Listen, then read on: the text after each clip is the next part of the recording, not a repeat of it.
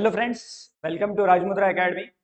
Current अफेअर्सचे हे आपले सेशन असणार आहे आणि यामध्ये ज्या मागच्या काही काळामध्ये महत्त्वाच्या ज्या घटना झालेल्या आहेत त्याबद्दलचा आढावा आपण या लेक्चरमध्ये घेणार आहोत.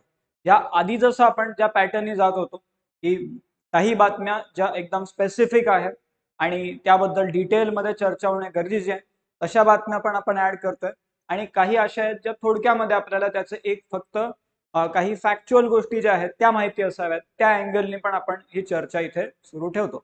तर करंट अफेअर्स आणि काय काय रिसेंटली झालेलं आहे त्याला आपण आता पॉईंट बाय पॉईंट बघू आणि वेगवेगळे जे सोर्सेस आहेत, द हिंदू असेल किंवा वेगवेगळ्या इंटरनॅशनल ऑर्गनायझेशनच्या वेबसाईट असतील, काही जे आहेत ते इंडियन एक्सप्रेस किंवा मराठीमध्ये लोकसत्ता, तो वेगवेगळ्या न्यूजपेपर मधले हे आपले जे न्यूज बिट्स आहेत किंवा आर्टिकल्स आहेत हे आपण इथे डिस्कस करत असतो आणि त्यामधून नक्कीच तुम्हाला एक्झाम मध्ये फायदा होण्याची शक्यता जास्त राहणार का?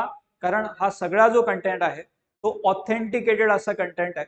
यामधून तुम्हाला असं नाही होणार आहे की हा कंटेंट तुम्हाला कुठेही कोणतेही मॅगझिन वाचलं तरच मिळून जाईल असंही नाही होणार आहे. Simply you need to read the newspaper. कारण एक एक जे महत्वाचं जे जो पॉइंट आहे जो नेहमी मिस होतो किंवा reading reading is quite important. त्यामध्ये असं नाही आहे की तुम्हाला काही शॉर्टकट मध्ये कंटेंट मिळालं तर तुम्ही वाचणं सोडून दिलं, तो असं नाही झालं पाहिजे. You need to have that habit of reading. कारण ते वेगवेगळ्या स्टेजेसमध्ये, not only for the exam but overall for the life, वेगवेगळ्या स्टेजेसमध्ये रीडिंगचं तिथे तुम्हाला नेहमीच फायदा होतो. त्यामुळे वाचणं गरजेचं आहे.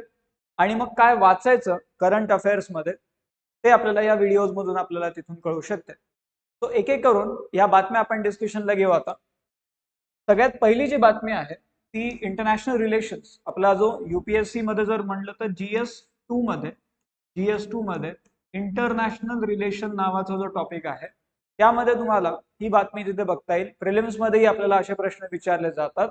काय बातमी होती? Akhaura Agartala link to be inaugurated by prime minister Modi and Sheikh Hasina, जे बांगलादेशचे पीएम. तर व्हर्च्युअल इनॉग्रेशन या प्रोजेक्टचं होणार होतं. इंडिया बांगलादेश यांच्यामधल्या इंटरनॅशनल रिलेशन्स वरती हा इथे पॉइंट आपल्याला दिसतोय, अखोरा अगरतला. आणि मग ह्याच्याने काय होणार आहे तर बांगलादेश आणि आपला जो नॉर्थ ईस्ट इंडिया आहे यांच्यामधला एक प्रकारचा हा कनेक्टिव्हिटी प्रोजेक्ट राहतोय.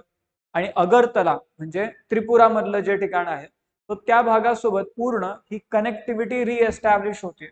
So this rail link will re-establish the rail connectivity between Bangladesh and northeastern part of India. आणि यामधून बेसिकली काय होणार तर जो डेव्हलपमेंट प्रॉस्पेक्ट आहे तो अजून जास्त एक्सप्लोर आपल्याला करता येऊ शकेल. रेल कनेक्टिव्हिटी तिथे काय होते, इम्प्रूव्ह होते.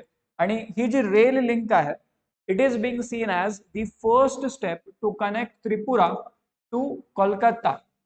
त्रिपुरा आणि कलकत्ताला कनेक्ट करणारा हा एक भाग असू शकेल. आणि हा कसं कनेक्शन होईल तर बांगलादेश मधून होईल.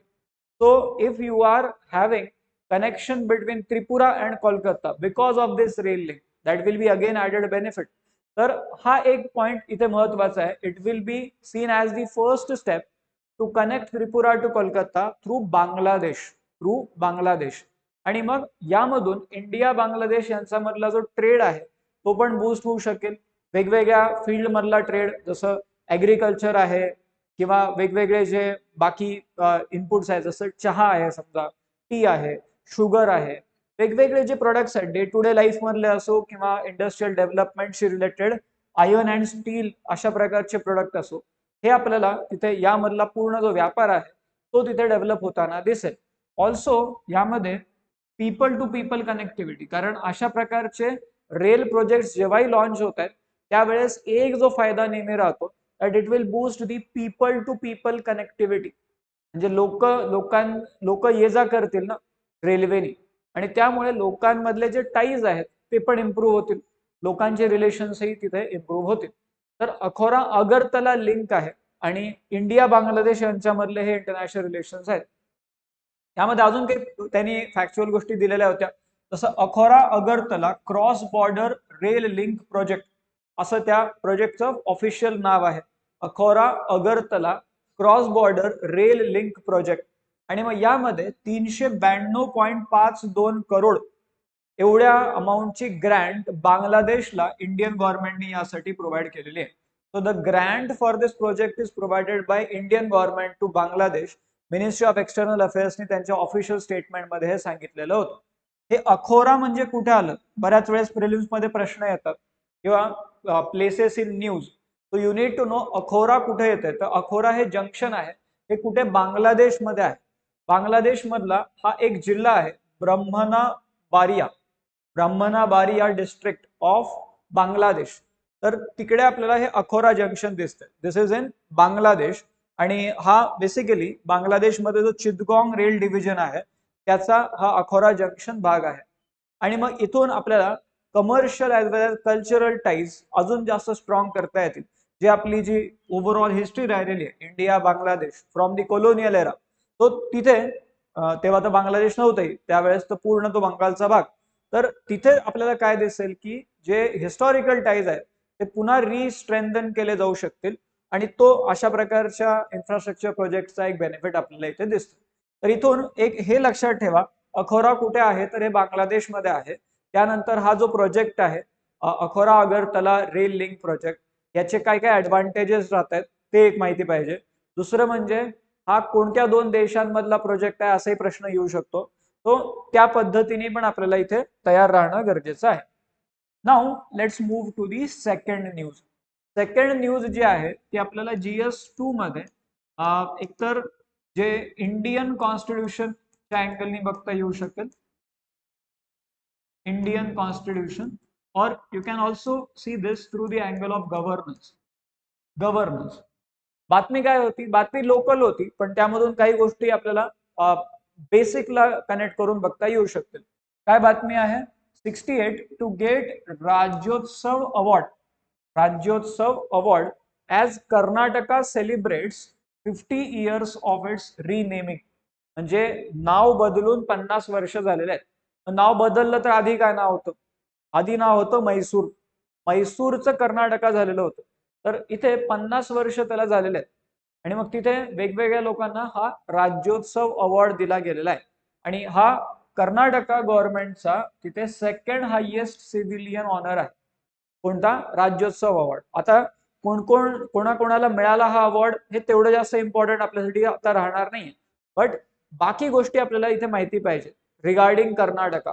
तसं एक तर ही मुवमेंट ते सांगतात, कर्नाटका एकीकरण मुवमेंट.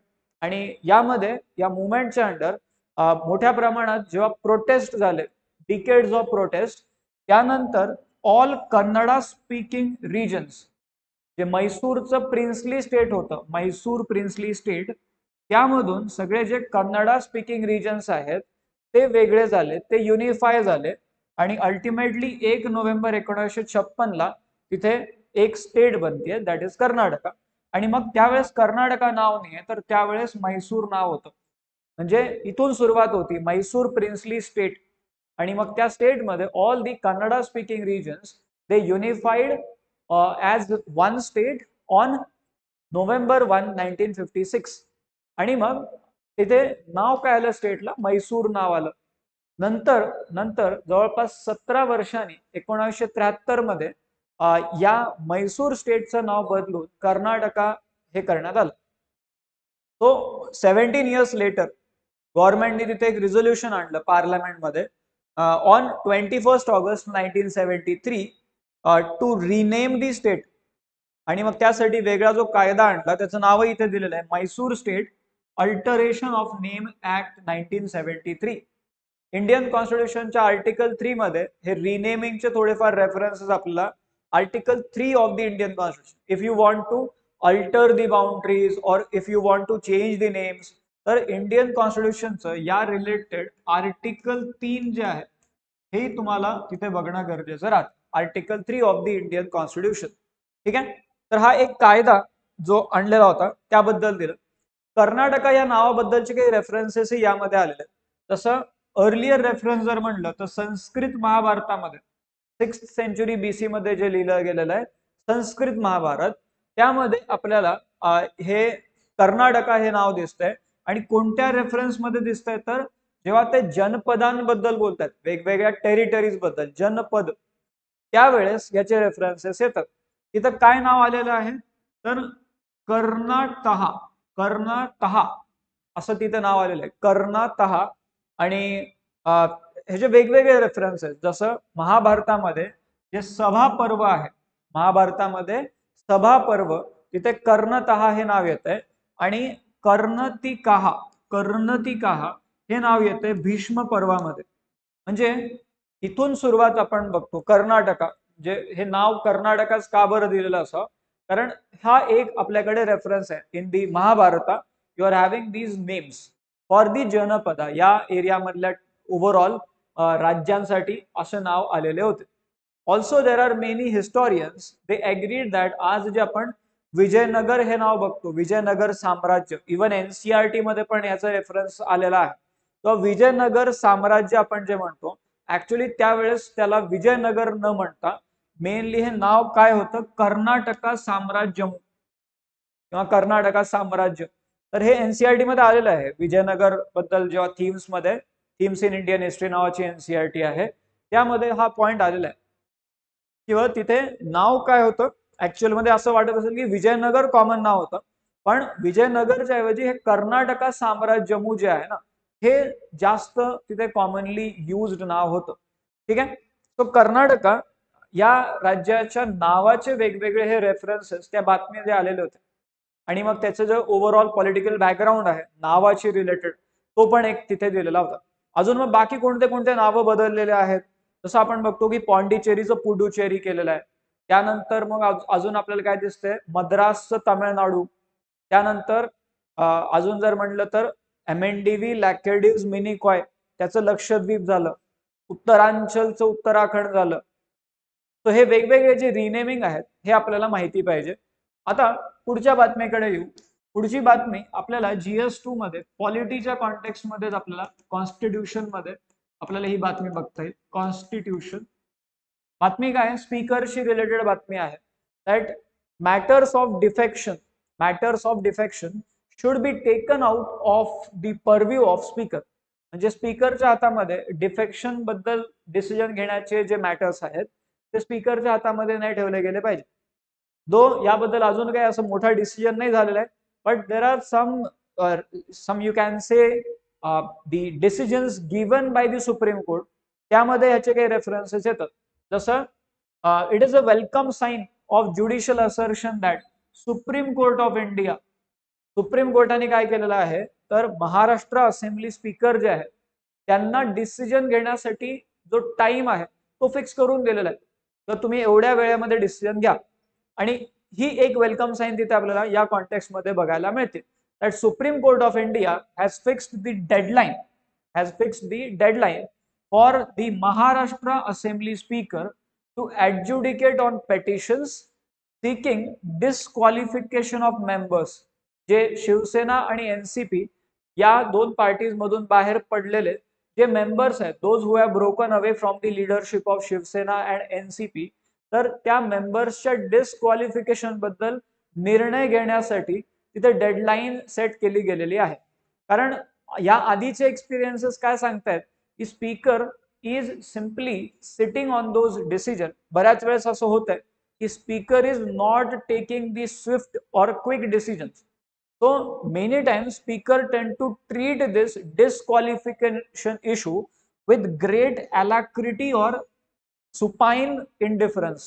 म्हणजे त्याला एकदमच लूजली तिथे हँडल केलं जात आहे आणि त्यामुळे बऱ्याच वेळेस हे जे डिसिजन्स आहेत ते डिले होत आहेत. सो त्यामुळे इथे काय गरजेचं आहे की you need to have either deadline जे इथे केलं गेलेलं आहे, किंवा दुसरं म्हणजे काय की हे जे पूर्ण फंक्शन आहे स्पीकरच्या हातातून काढून एका दुसऱ्या ऑथॉरिटीकडे देणं. तो यामध्ये पॉलिटिकल एफिलिएशनचा देखील इथे मुद्दा येऊ शकतो. बट ओव्हरऑल आपल्याला बाकी पॉलिटिकल पार्ट तर वेगळा झाला, but you need to know the basics. Like you need to read about the 10th schedule of the Indian constitution. 10th schedule anti defection, त्याचे काय काय प्रोव्हिजन्स आहेत, त्यामध्ये आतापर्यंत एक्झाम मध्ये काय काय विचारलं गेलेलं आहे, हा किती इफेक्टिव्ह राहिलेला आहे. म्हणजे आपल्याला 1985 पासून आपण ह्याला जर बघितलं तर हा किती इफेक्टिव्ह राहिलेला आहे. यामध्ये काय काय अशा गोष्टी आहेत ज्या रिफॉर्म करणं गरजेचं आहे, या सगळ्याबद्दल आपल्याला तिथे अनालिसिस मग गरजेचं राहणार. This is simply the guiding light. इथे फक्त तुम्हाला काय दिसतंय की एक बातमी आहे आणि आता या बातमीला धरून तुम्हाला पुढचं वाचन तिथे करावं लागेल. ठीक आहे, तो ही एक बातमी होती. यामध्ये 10th शेड्यूल बद्दल तिथे फोकस मेन जो आहे तो 10th शेड्यूल वरती होता. आता पुढची जी बातमी आहे ती GS3 मध्ये एन्व्हायरमेंट या टॉपिकशी रिलेटेड आहे. एन्व्हायरमेंट इन GS3 एन्व्हायरमेंट हा टॉपिक आहे, त्यामधली ही बातमी आहे. This is regarding the climate finance. तो stock taking climate finance, a case of circles in red ink, असं ते पूर्ण एक फ्रेज लिहिलेली होती. बट मेनली हा पूर्ण जे आर्टिकल आहे, this is talking about the climate finance. This is talking about the climate change negotiations. का असं याबद्दल चर्चा होती, अचानक आर्टिकल वगैरे का लिहिले गेले असावे? कारण जे UNFCCC United nation framework convention on climate change यांची COP आता शेड्यूल झालेली आहे दुबईमध्ये, आणि मग त्यामुळे या पूर्ण इश्यू वरती तिथे चर्चा होणार आहे. And before that they are having some discussion in the newspaper. तर climate finance, first of all this term climate finance, it is crucial in retaining the trust of developing countries in the climate change negotiations. कारण इथे आपण जे म्हणतो की differentiated responsibility, common but differentiated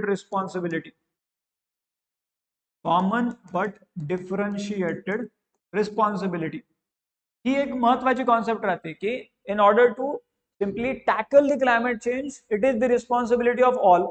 so it is common. Responsibility तर common आहे, सगळ्यांनाच यामध्ये काही ना काहीतरी कॉन्ट्रीब्युशन करायचंय क्लायमेट चेंजला कंट्रोल करण्यामध्ये, थांबवण्यामध्ये, ह्युमन इंड्युस क्लायमेट चेंजला. पण त्यामध्ये ही डिफरन्शिएटेड रिस्पॉन्सिबिलिटी आहे. डिफरन्शिएटेड का म्हणतोय आपण? कारण इथे असं नाहीये की सगळे इक्वली रिस्पॉन्सिबल आहेत. काही असे डेव्हलप्ड कंट्रीज असतील ज्या होऊ शकेल त्यामध्ये जास्त रिस्पॉन्सिबल आहेत, पण काही अशा असतील की ज्या कंपॅरेटिव्हली कमी रिस्पॉन्सिबल असतील. त्यामुळे सगळ्यांवरती समान पद्धतीने आपल्याला लोड तिथे टाकता येणार नाही. You need to have common but differentiated responsibility. आणि त्यामुळे असं म्हटलं जातं की डेव्हलप्ड कंट्रीज ज्या आहेत त्यांनी डेव्हलपिंग कंट्रीजला तिथे क्लायमेट फायनान्सच्या थ्रू हेल्प करणं गरजेचं राहणार. फायनान्शियल सपोर्ट जो आहे तो डेव्हलप्ड कंट्रीजनी डेव्हलपिंग कंट्रीजला करणं गरजेचं राहणार. So for that purpose climate finance is quite important.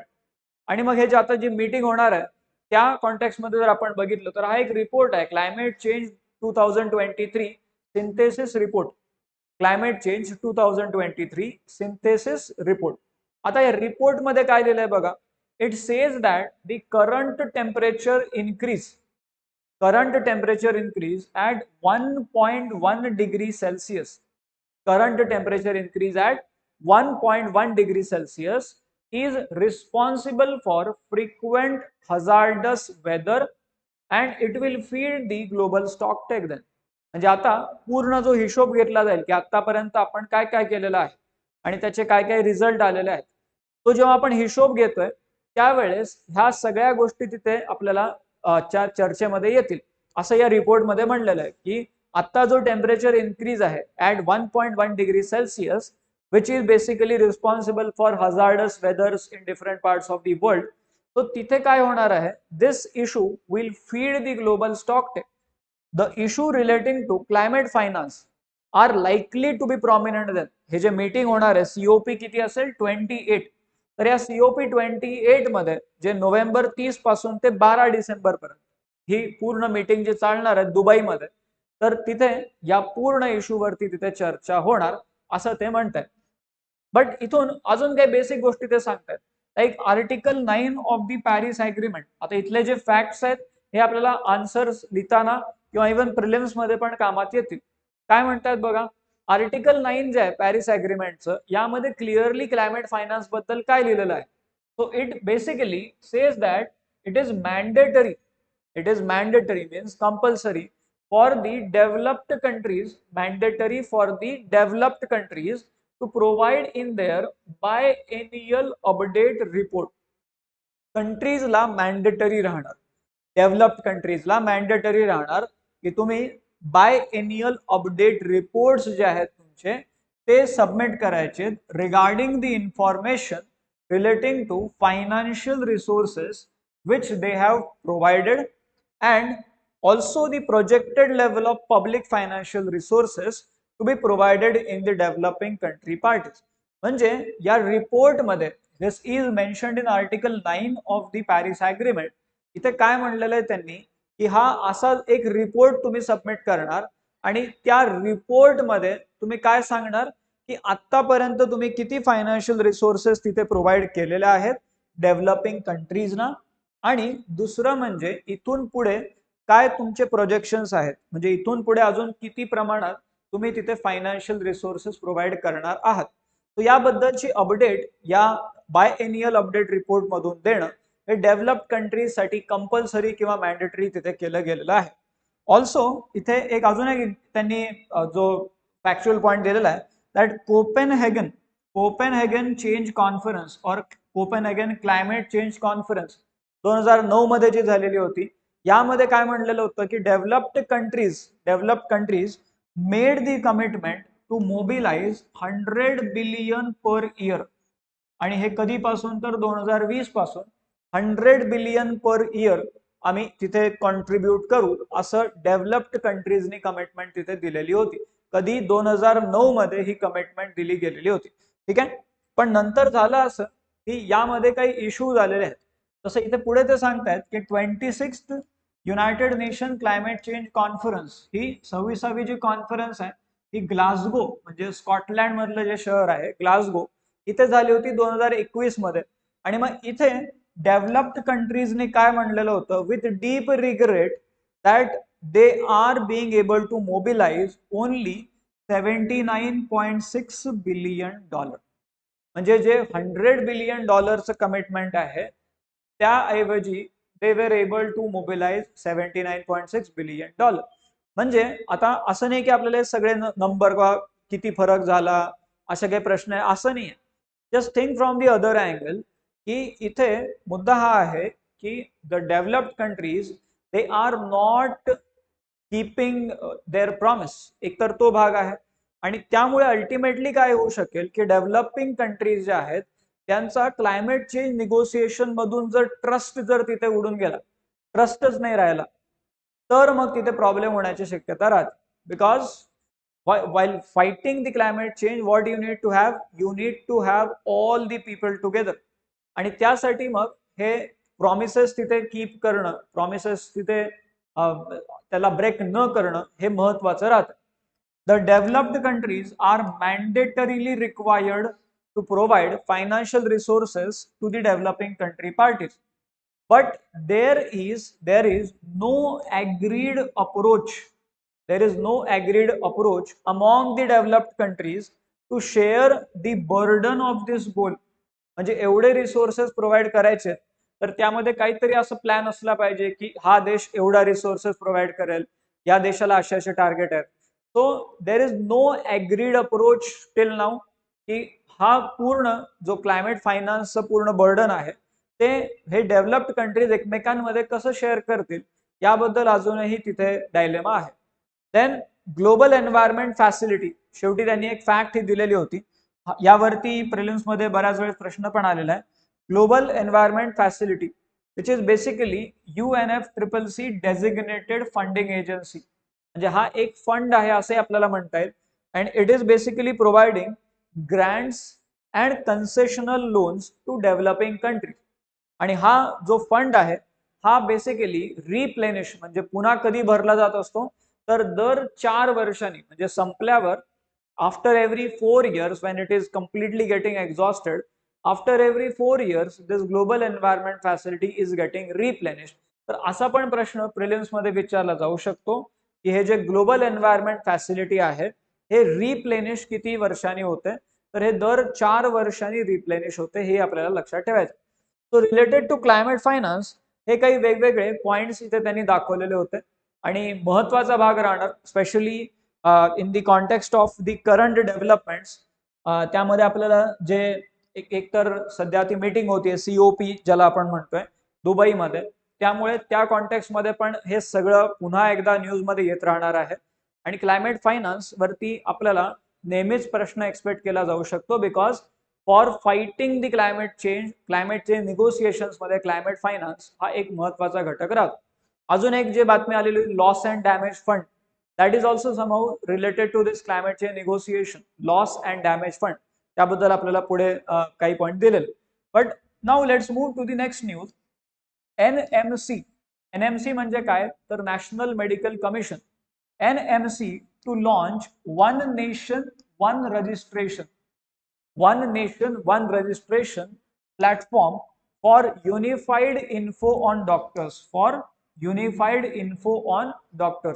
म्हणजे आपल्या पूर्ण भारताच्या वेगवेगळ्या भागामध्ये फिजिशियन्स जे आहेत ते कोणत्या कोणत्या भागामध्ये आहेत, त्यांचे काय काय क्वालिफिकेशन्स आहेत, त्याबद्दलची माहिती एका कॉमन प्लॅटफॉर्म वरून मिळण्यासाठी हे वन नेशन वन रजिस्ट्रेशन असं त्या प्लॅटफॉर्मचं नाव आहे. कोणी सुरू केलेलं आहे तर नॅशनल मेडिकल कमिशननी हा प्लॅटफॉर्म तिथे सुरू केलेला आहे. याचा पर्पज जर बघितलं, पर्पज काय आहे, to eliminate duplication and red tape and allow the public to access information on any physician working in India. आता बऱ्याच वेळेस असं होऊ शकते की करप्शन रिलेटेड इश्यूज इथे होऊ शकतात, की देर इज इलिगल रजिस्ट्रेशन आणि फेक वे मध्ये एखाद्या व्यक्तीने स्वतःला डॉक्टर दाखवलेलं आहे, फेक आहे पण. तर असं नाही व्हावं. To eliminate the duplication and red tape and also to allow people to access the information on any physician working in India. For that purpose हे one nation one registration platform इथे बनवला गेलेला आहे. द नॅशनल मेडिकल कमिशन, यामध्ये अजून काय काय initiative आले. The national medical commission will unveil a patch pilot of national medical register. One registration जे म्हणतायत त्या रिलेटेड इथे काय आहे तर नॅशनल मेडिकल रजिस्टर तिथे अनवेल केलं जाणार आहे, NMR ज्याला त्यांनी म्हणलेलं आहे. आणि पुढच्या हे 6 महिन्यामध्ये होणार. मग डॉक्टरांना जसं आधार कार्ड असते तसं एक डॉक्टरांसाठी युनिक आयडेंटिफिकेशन तिथे रिलीज केलं जाईल. So doctors will be allotted a unique identification number and also they can apply for their license to work in any state depending on where they are. म्हणजे त्यांना कुठेही कोणत्याही स्टेटमध्ये मग तिथे काय होईल, त्यांना तिथे अप्लाय करता येऊ शकेल फॉर दी लायसन्स. तो एकतर हे लोकांसाठी पण ही फॅसिलिटी होऊन जाईल आणि डॉक्टरांसाठी पण एका अर्थाने ती फॅसिलिटी होऊन जाईल. आणि in order to simply you can say simplify the overall governance framework, अशा प्रकारचे इनिशिएटिव्ह तिथे घेतले जातात. नॅशनल मेडिकल कमिशन हे जे आहे ते तुम्ही एक तर GS2 मध्ये गव्हर्नन्स टॉपिक मध्ये एक्झाम्पल म्हणून याला लिहू शकता. गव्हर्नन्स टॉपिक मध्ये किंवा काय काय करता येईल, किंवा जर तुम्हाला म्हणलं की हेल्थकेअर फील्डमध्ये काय काय इश्यूज आहेत, GS2 मध्ये हेल्थ नावाचा पण टॉपिक आहे, तर हेल्थकेअर फील्डमध्ये काय काय इनिशिएटिव्ह घेता येतील, what are the concerns and how you can solve those concern. तर यामध्ये गव्हर्नन्स रिलेटेड जे कन्सर्न्स आहेत इन दी हेल्थकेअर फील्ड, त्याला सोल्युशन म्हणून या गोष्टी तिथे मांडता येऊ शकतील. ठीक आहे. So this is one news, छोटी बातमी होती, द हिंदू मध्ये आलेली ही बातमी होती. नॅशनल मेडिकल कमिशन आणि हे नाव लक्षात ठेवा, one nation one registration platform. असे प्रिलिम्स मध्ये प्रश्न येईल की जे one nation one registration platform आहे हा कोणी लॉन्च केलेला आहे, तर हे आपल्याला माहिती पाहिजे. This is national medical commission, त्यांनी हा one nation one registration platform launch केलेला आहे. आता पुढे एक छोटी बातमी आलेली होती. LCH प्रचंड सक्सेसफुली कॅरीज आउट इनॉगरल फायरिंग, अशी ती बातमी होती. यामध्ये आता फक्त एक नाव लक्षात पाहिजे आपल्याला, त्यासाठी एवढंच लिहिलं येतं. हे प्रचंड म्हणजे नेमकं काय आहे, प्रचंड हे नेमकं काय आहे. This is the light combat helicopter, LCH. so light combat helicopter that is Prachand. अजून एक जे लाईट कॉम्बॅट हेलिकॉप्टर आपल्याकडे आपण जे म्हणतो LCA आहे, ऍक्च्युली लाईट कॉम्बॅट एअरक्राफ्ट आहे. हे जसं हेलिकॉप्टर आहे तसं लाईट कॉम्बॅट एअरक्राफ्ट LCA, त्याचं नाव आहे तेजस. हे आपल्याला एक माहिती पाहिजे. This is the helicopter. प्रचंड काय आहे तर ते हेलिकॉप्टर आहे. But there is one aircraft, light combat aircraft, ज्याचं नाव आहे तेजस. फेमस एअरक्राफ्ट आहे. ठीक आहे. Okay, now let's move to the next part, deep ocean mission. याबद्दल एक बातमी आलेली होती, डीप ओशन मिशन. जसं आपण म्हणतो की गगनयान नावाचं एक मिशन आहे जे स्पेसला एक्सप्लोर करण्यासाठी, sending humans into space, त्यासाठी गगनयान नावाचं मिशन आहे. तसं डीप ओशनला एक्सप्लोर करण्यासाठी, हे डीप ओशन मिशन आहे. So this is the ambitious mission of India to send the humans into deep waters. त्यासाठीचं हे मिशन आहे. So deep ocean mission, it is India's ambitious quest to explore and harness the depth of the ocean. आणि मग ह्या deep ocean मिशनने काय होणार आहे, India will for the first time embark on a journey to a depth of 6000 metre. किती खालपर्यंत जाणार आहे तर 6000 मीटर, म्हणजे 6 किलोमीटर खालपर्यंत आपण तिथे जाणार आहोत. यासाठी आपण स्वतः इंडिजिनसली डेव्हलप केलेलं सबमर्सिबल आपण वापरणार आणि त्यामध्ये 3 लोकांना पाठवलं जाईल. So this is the plan of deep ocean mission, की जिथे 6000 मीटर खाली आपण जातोय, इंडिजिनसली डेव्हलप्ड सबमर्सिबल आपले आहेत आणि 3 मेंबर्स यामध्ये जाते. आणि हा जो पूर्ण प्लॅन आहे डीप ओशन मिशन, हा प्लॅन कॅबिनेटनी 2021 मध्ये अप्रूव्ह केलेला होता. आणि त्यावेळेस जर कॉस्ट आपण बघितली तर 4077 करोड त्याची कॉस्ट आहे. And this is for the period of 5 years. 4077 crore for the period of 5 years, deep ocean mission. आता याबद्दल अजून काही पॉइंट सांगतायत दॅट द इयर 2021 to 2030, म्हणजे हे जे पूर्ण डिकेड आहे 21 पासून ते 30 पर्यंत, हे युनायटेड नेशननी डिकेड ऑफ ओशन सायन्स असं त्याला म्हणलेलं आहे. So this is also something you need to remember. हे 21 ते 30, this is nothing but decade of ocean science. This is decade of ocean science. Decade of ocean science याला declare केलं गेलेलं आहे. आणि मग इंडियाचे जे प्राईम मिनिस्टर आहेत त्यांनी पण वेगवेगळ्या ऑकेजन्सला हे तिथे समोर मांडलेलं आहे. He emphasized that there is need for India to work toward sustainably harnessing the ocean's potential. म्हणजे आपल्या नेशनच्या ग्रोथसाठी ओशनचं जे पोटेन्शियल आहे ते सस्टेनेबल वे मध्ये हार्नेस करणं हे गरजेचं आहे. असं इंडियन प्राईम मिनिस्टरनी पण वेगवेगळ्या प्लॅटफॉर्मवरून म्हणलेलं आहे. Now this deep ocean mission is basically one of the 9 missions under Prime Minister's Science, Technology and Innovation Advisory Council. हे लक्षात ठेवा, फॅक्ट आहे, लक्षात ठेवा की हे कशाच्या अंडर येत आहे. तर हे जे मिशन आहे, it is one of the 9 missions under prime ministers science, technology and innovation advisory council, त्याच्या अंडर असणारं हे मिशन आहे. ठीक आहे.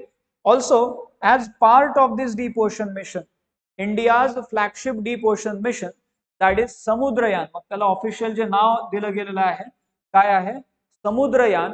It was initiated in 2021. आणि मग हा पूर्ण जो प्रोजेक्ट आहे हा कोणत्या मिनिस्ट्रीच्या अंडर आहे हे विचारलं जाऊ शकते. So it is basically under ministry of earth science. Samudrayaan असं त्याला आपण म्हणतोय. आणि ते कशाच्या अंडर आहे तर मिनिस्ट्री ऑफ अर्थ सायन्सच्या अंडर हे आपल्याला दिसतंय. इथून अजून काही पॉइंट्स त्यांनी सांगितलेले आहेत की हे जे सबमर्सिबल आहे की ज्याच्यामधून ते जाणार आहे खाली पाण्यामध्ये 6000 मीटर, तर ते त्याचं नाव काय तर मत्स्या 6000 मीटर आहे म्हणून त्याला 6000 तो नंबर आलेला आहे. तर Matsya 6000 it is basically a submersible which is indigenous in design. आणि यामध्ये 3 लोक खाली पाठवले जाणार आहेत. 3 crew members will be there. आणि इथे एक शब्द पण आला होता वराह, हे पण लक्षात ठेवा. वराह म्हणजे काय, this is under water mining system. कारण त्या भागामध्ये कोणते मिनरल्स आहेत ते एक्सप्लोर करण्यासाठी हे वराह नावाची अंडर वॉटर मायनिंग सिस्टीम पण त्यामध्ये आपण पाठवतो. वराह काय आहे, under water mining system. Also related to under water minerals you need to know about this polymetallic nodules.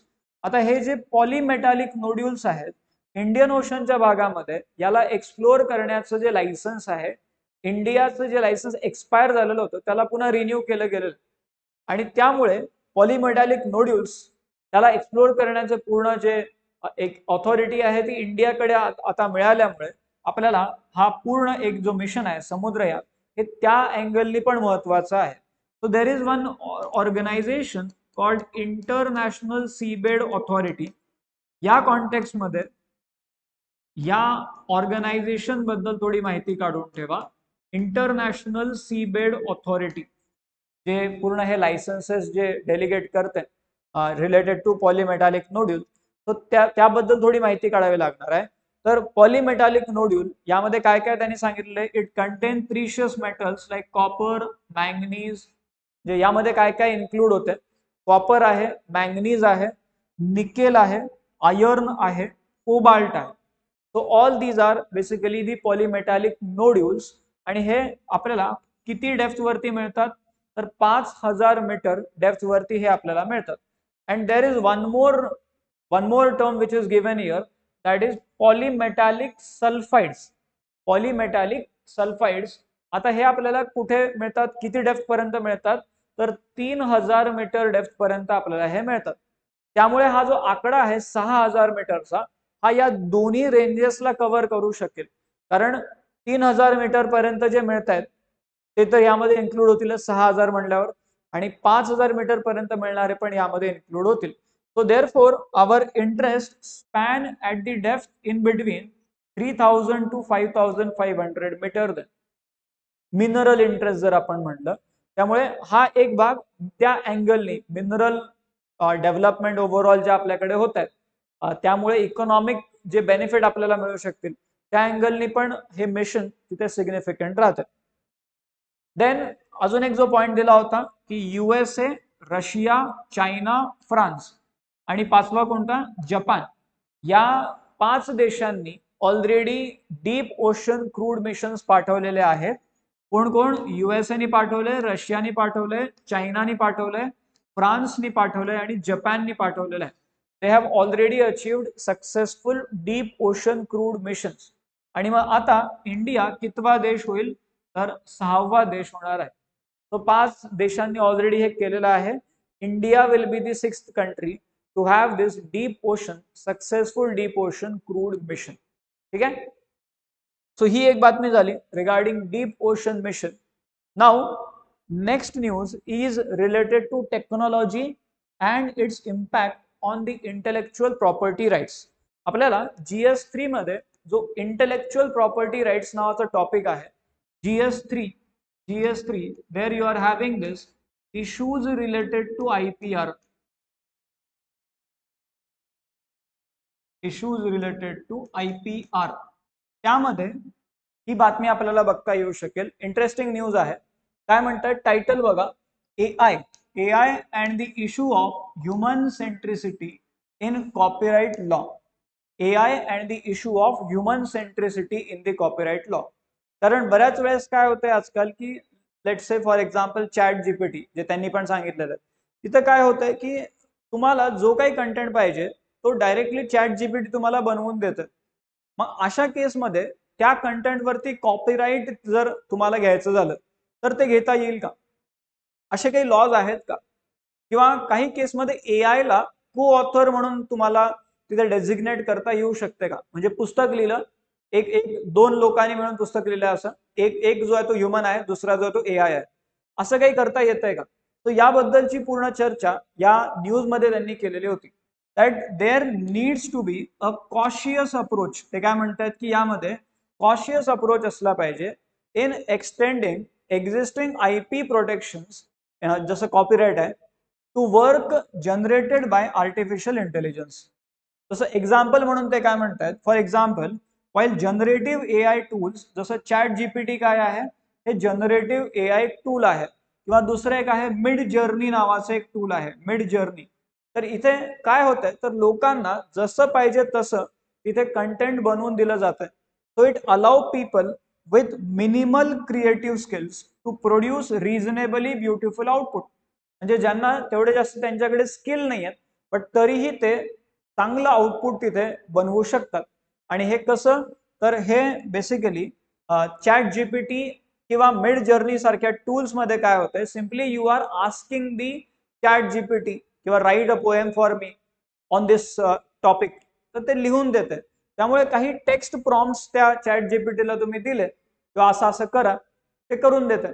तर त्या केसमध्ये मग इथे कॉपीराईट त्या प्रकारच्या कंटेंटला दिलं जावं की नाही, यावरती वेगवेगळे क्वेश्चन्स रेज होत आहेत. आणि this include whether the use of copyrighted material, जसं टेक्स्ट आहे, इमेजेस आहेत, तर ह्या कॉपीराइटेड मटेरियलचा वापर जो आहे तो तिथे कशा पद्धतीने होणार, म्हणजे तिथे असं तर नाही होणार की हा पूर्ण जो कंटेंट आहे तो सगळ्यांसाठीच ओपन आहे. So exactly by giving copyright to one material, एका पुस्तकाला तुम्ही कॉपीराइट जर प्रोव्हाइड केलं तर मग ते बाकी लोकांसोबत इनजस्टिस तर नाही होणार, तो ते आपल्याला बघावं लागणार आहे.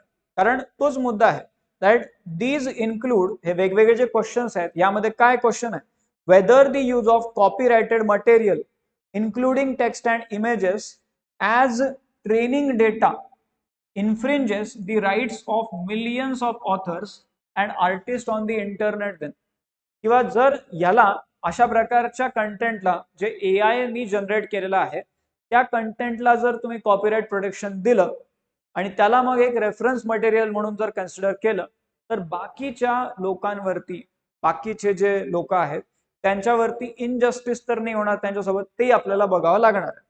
मग आता यामध्ये इंडियन केसेस काही दाखवलेले आहेत, इंडियन लॉ काय सांगतो ते इथे सांगतायत. एक एक्झाम्पल 2020 मधलं आहे. इंडियन कॉपीराइट ऑफिस जे आहे त्यांनी एक एक एक वर्क ऑफ आर्ट होतं, एक पुस्तक आहे समजा, they registered a work of art, त्याचं काय नाव होतं, सूर्यास्त. आणि मग हे या वर्क ऑफ आर्ट साठी, या पुस्तकासाठी, सूर्यास्त नावाचं जे पुस्तक आहे त्यासाठी एक एआय सिस्टीम वापरली गेलेली होती. त्याचं नाव होतं Raghav artificial intelligence painting app. Raghav artificial intelligence painting app.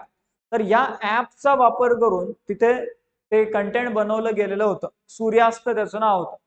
आता इथे झालं असं की त्या कॉपीराइट ऑफिसनी, म्हणजे एक तर ऑथर जो होता त्याचं नाव तर त्यावरती आलंच, पण त्यांनी त्या ऍपला को ऑथर म्हणून रजिस्टर केलं. त्या ऍपला को ऑथर म्हणून हे रजिस्टर केलं गेलेलं आहे, म्हणजे इंडियन कॉपीराइट ऑफिसनी हे केलेलं होतं.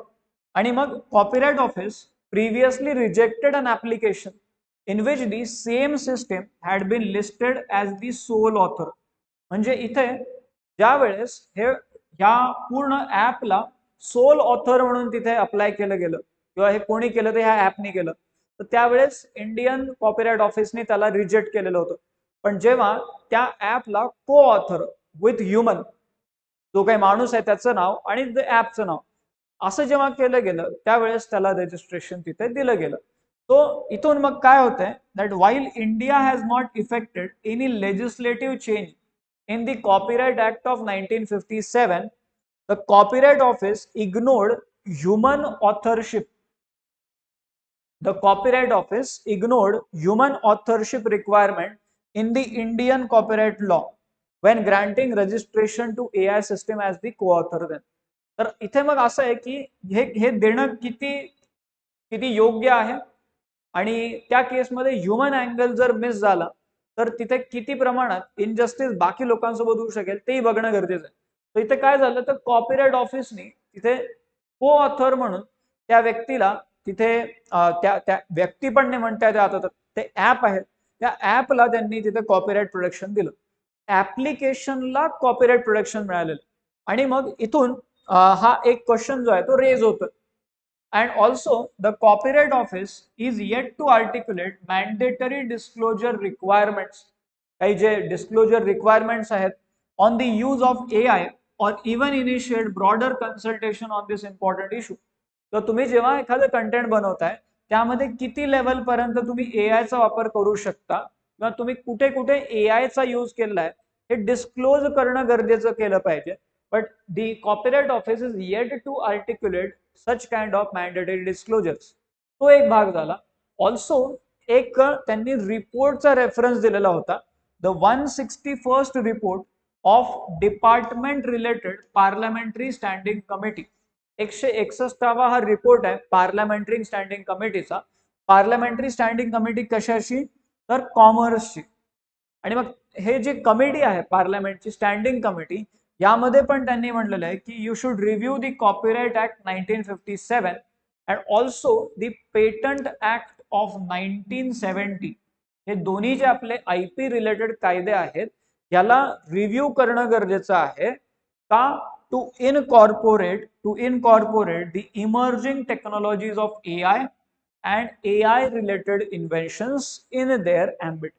म्हणजे कॉपीराइट ऍक्ट असेल किंवा पेटंट ऍक्ट असेल, या कायद्यांमध्ये AIचा रोल जो आहे तो तुमच्या या कामामध्ये किती राहतो हे डिस्क्लोज करणं गरजेचं केलं पाहिजे. So you need to include the AI and AI related inventions in the ambit. या वेगवेगळ्या कायद्यांच्या अँबिटमध्ये, अँबिट म्हणजे काय, तर त्यांच्या ओव्हरऑल त्यांच्या अंडर हे वेगवेगळे पॉइंट्स जे आहेत ते आले पाहिजे. जे त्या कायद्याअंतर्गत या बाबी पण ऍड झाल्या पाहिजे असं तिथे म्हटलं गेलेलं आहे.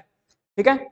नाउ अजून एक जो शेवटी पॉइंट त्यांनी सांगितलेला होता, that IP rights confer monopoly protection. हा एक महत्वाचा मुद्दा आहे की आपण इनजस्टिस असं का म्हणतोय, कारण हे जे IP राईट्स आहेत ते काय करतात ना, तर ज्याला कोणाला हा राईट मिळणार आहे त्या व्यक्तीची मोनोपॉली होणार आहे आणि त्या व्यक्तीची मोनोपॉली प्रोटेक्ट केली जाईल. आणि ह्यामुळे एकदा जर कॉपीराइट कोणाला मिळाला तर मग तिथे असं होणार की बाकी लोक जे आहेत त्यांना तो तशा प्रकारचं कंटेंट यूज करता येणार नाही.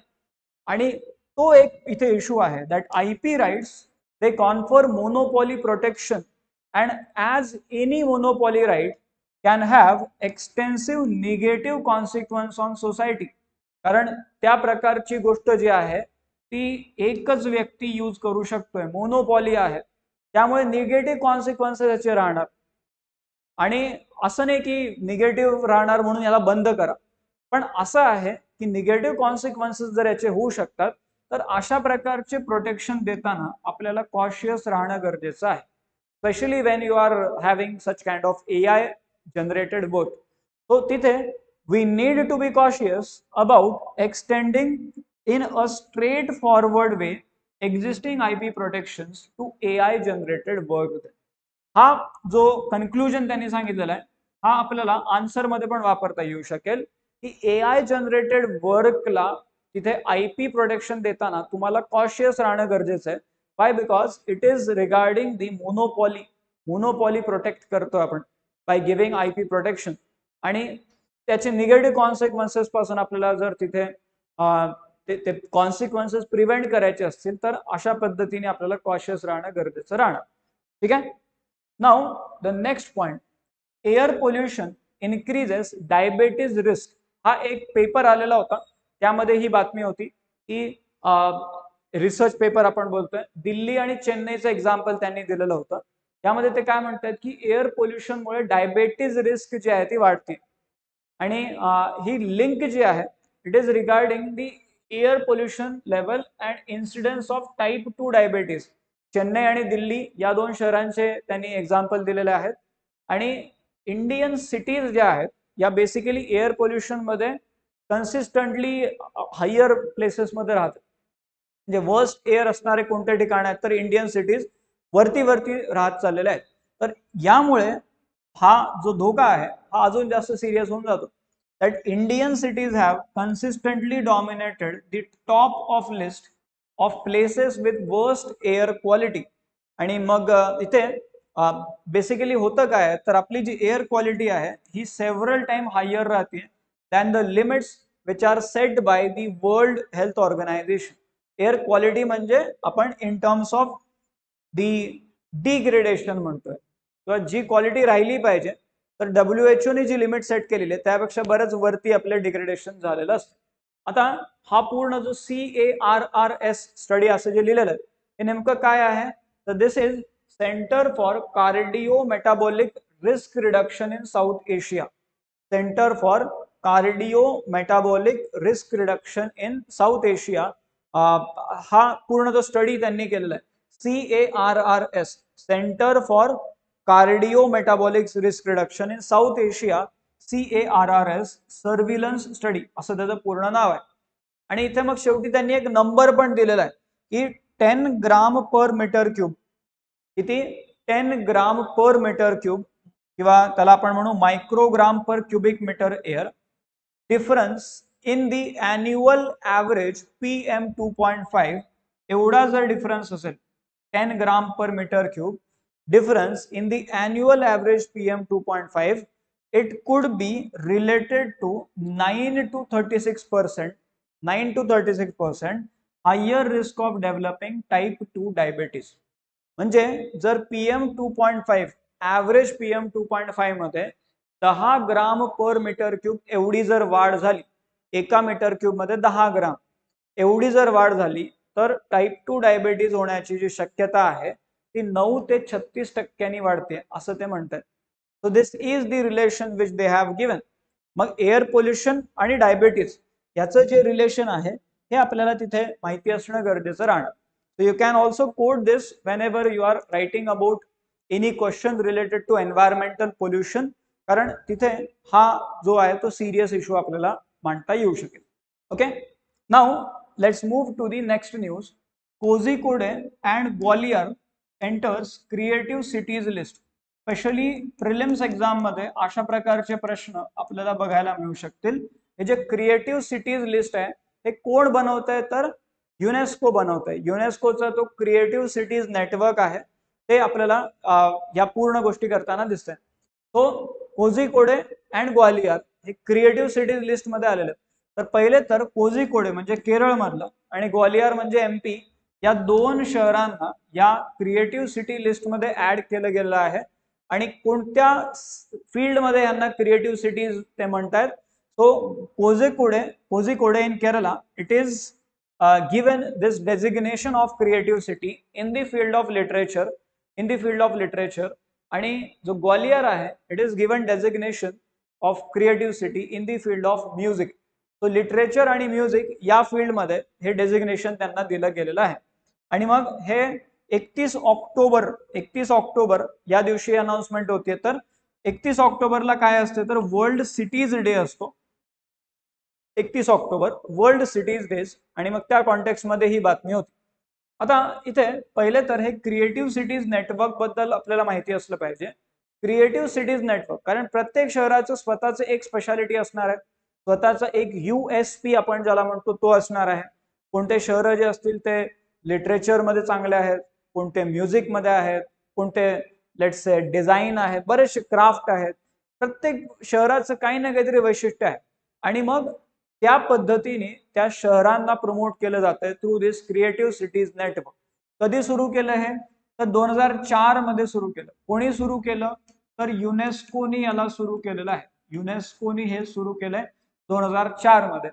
आणि काय पर्पज होतं to promote cooperation with and among cities and among cities that have identified creativity as strategic factor for sustainable urban development. म्हणजे त्या शहरांच्या सस्टेनेबल डेव्हलपमेंटसाठी त्या शहरांनी काय केलेलं आहे तर त्यांचं जे त्यांची जी क्रिएटिव्ह एक्सपर्टाईज आहे त्याला त्यांनी प्रॉपरली यूज केलेला आहे.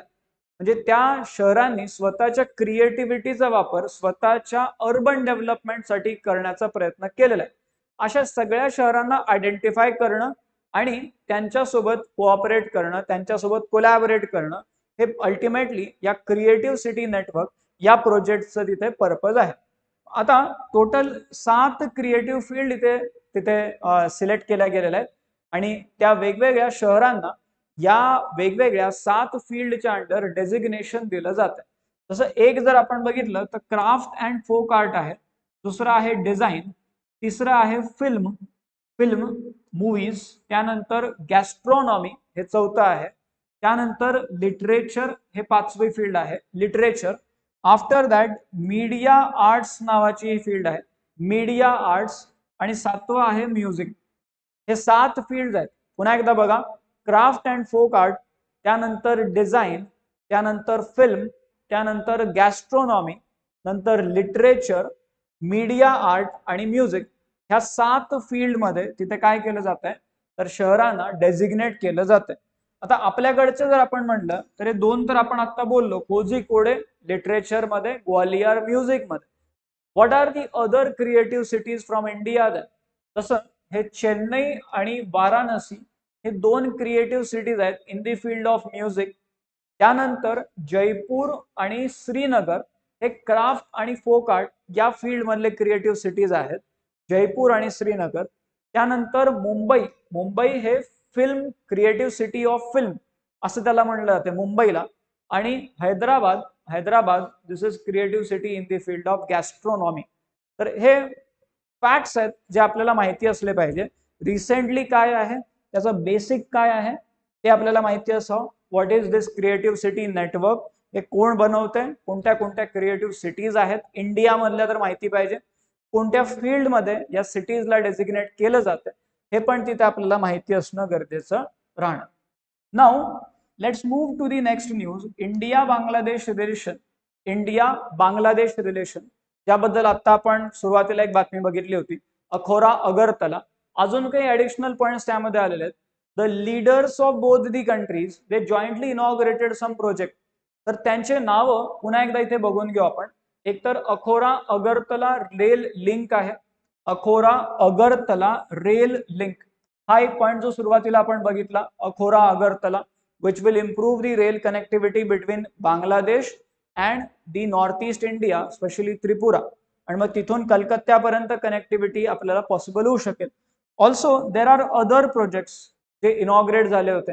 एक तर हे Khulna Mongla port rail line, Khulna Mongla port rail line. Mongla port कुठे आहे तर बांगलादेश. तो Khulna Mongla port rail line ही एक तिथे इनॉग्रेट झाली.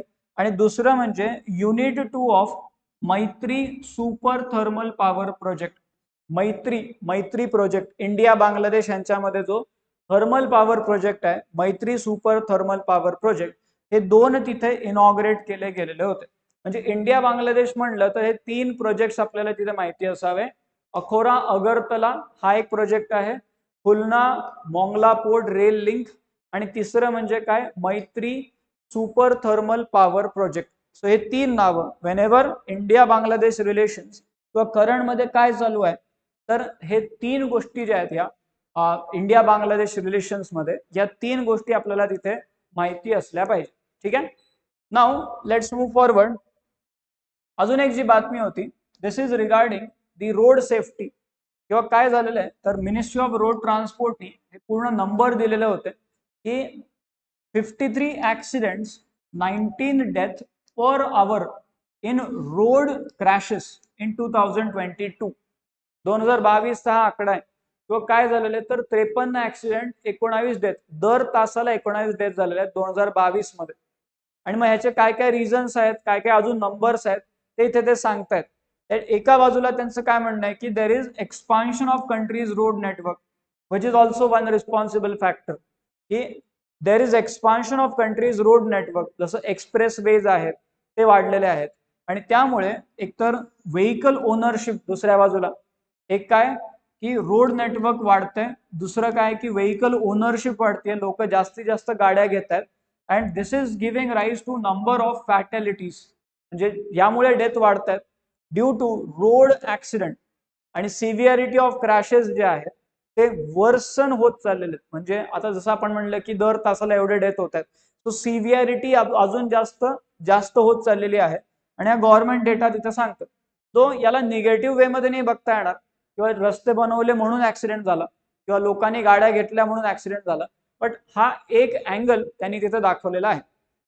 आता इथे सिव्हिअरिटी ऑफ रोड क्रॅशेस बद्दल जेव्हा बोलतायत तर हे कसं मेजर केलं जाते severity. It is basically measured by number of people killed per 100 accident. त्याला सिव्हिअरिटी आपण म्हणतो की 100 ऍक्सिडेंट मध्ये किती लोक, दर 100 ऍक्सिडेंट मध्ये किती लोकांची डेथ झालेली आहे. आणि मग ही इन्क्रीज होती सिव्हिअरिटी. जसं 2012 मध्ये किती होती, 28.2 होती, तर आता ते किती आहे 2022 मध्ये 36.5 झालेली आहे. So severity is increasing. आणि यामुळे हा जो रोड सेफ्टीचा इश्यू आहे, रोड सेफ्टी हा तिथे आपल्याला केअरफुली आणि प्रायोरिटी लेवलवरती बघणं गरजेचं राहणार. मग त्यामध्ये अवेअरनेस आपल्याला करता येईल का? रोड सेफ्टी वीक्स जे घेतले जातात किंवा जे ट्रॅफिक पोलीस आहेत त्यांच्या थ्रू अवेअरनेस स्प्रेड करता येईल, डिजिटल मीडियाचा वापर करता येईल किंवा सोशल मीडियामधून काही गोष्टी करता येतील, गव्हर्नमेंटचे काही स्पेसिफिक इनिशिएटिव्ह किंवा जर आपण म्हणलं की रॅपिड पब्लिक ट्रान्सपोर्ट जो आहे जसं मेट्रोज आहेत किंवा बस आहेत यांची फ्रिक्वेन्सी वाढवून काही तिथे ऍक्सिडेंट्स अवॉइड करता येतील का? आणि प्रॉपर लोकांनी रूल कसे फॉलो करावेत त्याबद्दल रेग्युलरली लोकांना गाईड करणं गरजेचं त्यामध्ये राहणार. तो सिरियस इश्यू आहे त्यामुळे केअरफुली याला हँडल करणं गरजेचं राहते. तो इथपर्यंत आपण मागच्या काही दिवसामध्ये झालेले जे करंट अफेअर्स आहेत न्यूजपेपरमध्ये ज्या ज्या गोष्टी आल्या त्याचा एक आढावा या आत्ताच्या सेशनमध्ये घेतलेला आहे. इथून पुढच्या लेक्चरमध्ये अशाच काही गोष्टी घेऊन आपण पुन्हा भेटू. तोपर्यंत आपण इथे थांबू. थँक्यू.